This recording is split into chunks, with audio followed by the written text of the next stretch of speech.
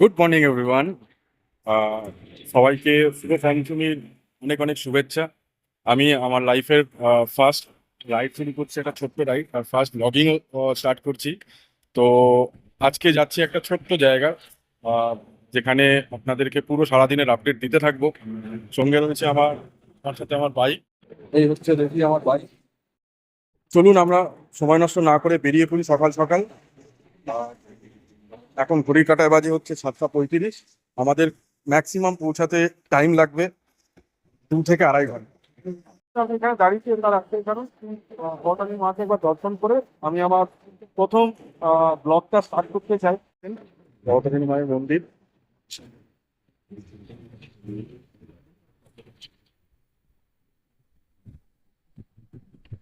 তো এই হচ্ছে বালি ব্রিজ।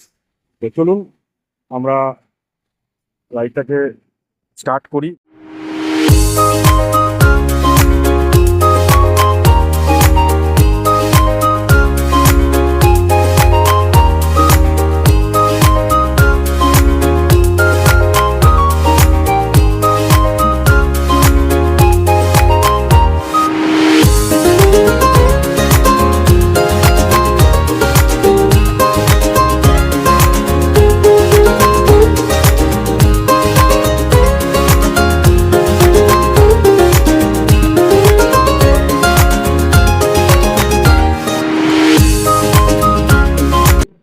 তো গাইস, এই মুহূর্তে আমি সিঙ্গুর পেরিয়ে একটা পেট্রোল পাম্পের সামনে দাঁড়িয়ে আছি, যেখানে একটুখানি চা খাবো আমি। এরপর আর মোটামুটি আমার 45 কিলোমিটার বাকি আছে। তো বাইকটাও অনেকক্ষণ চলেছে প্রায়। তো বাইকটাকে একটুখানি আমি ঠান্ডা করতে দিই, কারণ আমাদের রাইডারের কাছে বাইকই হচ্ছে আমাদের জীবন বা প্রাণ বলতে পারেন। তো এইটাকে একটুখানি ঠান্ডা করি, দেন আমি একটু চাটা খেয়ে নিয়ে এরপর আমি গিয়ে দাঁড়াবো ডাইরেক্ট বর্ধমান। তো ব্রেকফাস্ট করে আমি আবার স্টার্ট করলাম। এখান থেকে লাগবে আপনার সময় 45 থেকে 1 ঘন্টা। চলুন এরপরে আবার আপনাদের সাথে কথা বলছি। তো বন্ধুরা, আমি এসে উপস্থিত হয়ে পড়েছি বর্ধমানে। তো আমি এখন দাঁড়িয়ে আছি বর্ধমানের, এই গেটটির নাম হচ্ছে বিজয় তরণ বা কার্জন গেট। 1920 সালে বর্ধমান জেলার মহারাজ বিজয় চাঁদ মেহতাব ওনার রাজ্য অভিষেকের উদ্দেশ্যে এই গেটটি নির্মাণ করা হয়। পরবর্তী সময়ে 1904 সালে যখন আমাদের লর্ড কার্জন আসেন বর্ধমান জেলায়, ওনাকে সম্মান জানানোর জন্য এই গেটটির নাম পরিবর্তন করে রাখা হয়েছিল কার্জন গেট। বাট আমরা উভয় নামেই এই গেটটিকে জানি, বিজয় তরণ বা কার্জন গেট। এই মুহূর্তে আমি এসে উপস্থিত হয়েছি বর্ধমানের বিখ্যাত 108টা শিবের মন্দির। তো এখন ভেতরে আমি যাব। গাড়িটা পার্কিং করলাম। পার্কিং এর চার্জ হচ্ছে 10 টাকা করে। আপনি এখানে হেলমেট সুরক্ষিতভাবে রাখতে পারবেন, কোনো অসুবিধা নেই। তো আমি এই মন্দিরের ভেতরে এখন ঢুকছি। তো এই হচ্ছে বর্ধমানের 108টা শিব মন্দির, বিখ্যাত শিব মন্দির। এখানে পুরো 108টা শিবের মূর্তি আছেন। এখানে ভোগের ব্যবস্থাও আছে। তো এইখান থেকে স্টার্ট হয়েছে, পরপর পরপর এখন পুরো 108টা। তো আপনারা আসতে পারেন, খুব সুন্দর একটা জায়গা, খুব শান্ত।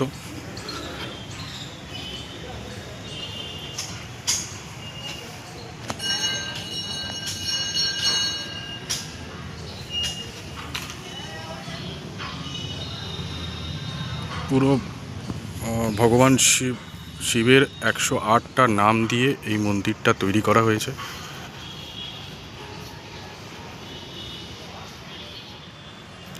এই 108টি মন্দির 1809 সালে বর্ধমানের মহারাজ তেজচন্দ্র বাহাদুর এটিকে নবনির্মাণ করেন। তারপর থেকে এই মন্দির প্রাঙ্গণটি বিভিন্নভাবে সাজানো হয়েছে।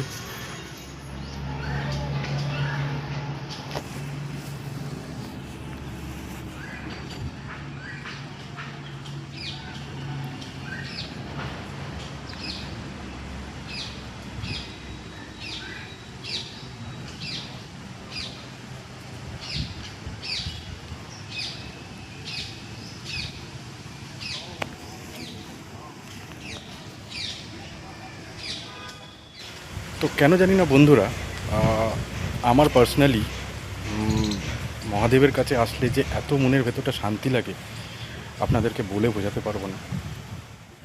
তো এই মুহূর্তে আমি এসে উপস্থিত হয়েছি কঙ্কালেশ্বরী মন্দিরে। আপনারা দেখলেন কঙ্কালেশ্বরী মন্দিরের গেট, এইটি হচ্ছে মন্দির, এবং আপনারা মন্দির প্রাঙ্গণটাকে আপনাদেরকে ঘুরিয়ে দেখাচ্ছি। এটি পুরো মন্দির প্রাঙ্গণ। একটু আগেই এখানে ভোগ বিতরণ হচ্ছিল মায়ের, তো আমিও মায়ের একটু প্রসাদ খেলাম। এটি খুব জাগ্রত একটি মন্দির বর্ধমানের, তো আপনারাও আসতে পারেন এই মন্দিরটি দর্শন করতে। সো এই মুহূর্তে আমি এসে পৌঁছেছি দামোদরের প্রান্তে, দামোদর নদীর প্রান্তে। এখানে মেঘলা ওয়েদার, দারুণ হাওয়া দিচ্ছে, মনোরম একটা পরিবেশ। আপনাদের ভালো লাগবে, আমার খুব ভালো লাগছে জায়গাটা। পুরো নিরিবিলি জায়গা, একদম কোনো আওয়াজ নেই, কিছু নেই। চারিদিকে জমি, অ্যান্ড আপনারা যদি ভালো করে লক্ষ্য করেন, উল্টো দিকে পুরো সারি সারি কাশফুলের বাগান। তো দারুণ লাগছে জায়গাটা। আপনারা আসতে পারেন কিছু সময়ের জন্য, এখানে এসে একটু বসলেও শান্তি।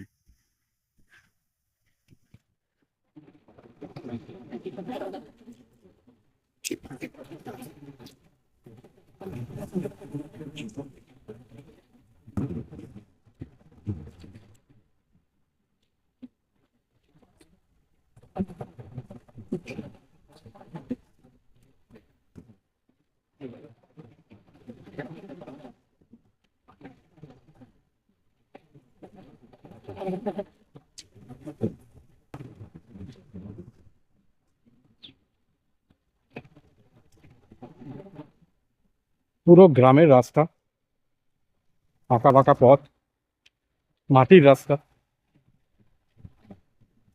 রাস্তায় পাশ গাছের ছাওয়া পড়েছে, হালকা হালকা ওয়েদার। এই যে আমার বাঁদিকে হচ্ছে চাষের জমি, যেখানে ধান চাষ হচ্ছে। তো এটা দারুণ দারুণ জায়গা, মানে দারুণ একটা লোকেশন, দারুণ একটা পরিবেশ।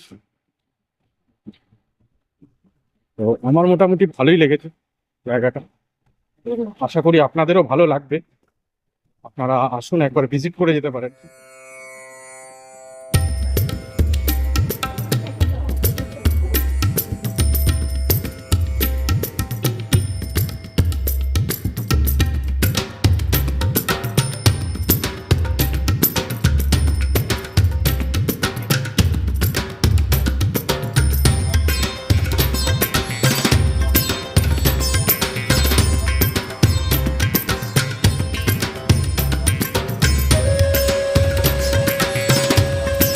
তাহলে বন্ধুরা চলুন, আর দেরি না করে আমি বাড়ির দিকে আস্তে আস্তে রওনা দিই, কারণ অনেকটা রাস্তা আমাকে কভার করতে হবে। তো গাইজ, ইতিমধ্যে আমি বর্ধমান এক্সপ্লোর করে রিটার্ন করে গেছি। এখন আমি বাড়ির দিকে আছি, রিটার্ন করছি। আজকের মতো ভিডিওটা এখানেই আমি শেষ করলাম। সবাই ভালো থাকবেন, সুস্থ থাকবেন। ছোটদেরকে পুজোর অনেক অনেক ভালোবাসা, এবং বড়দেরকে আমার নাম নাম রইল। পুজোতে আপনারা অনেক আনন্দ করুন। ভিডিওটা যদি ভালো লেগে থাকে, প্লিজ লাইক, শেয়ার আর সাবস্ক্রাইব করে দেবেন। দেখা হচ্ছে একটা নতুন ব্লগে, নতুন জায়গা নিয়ে।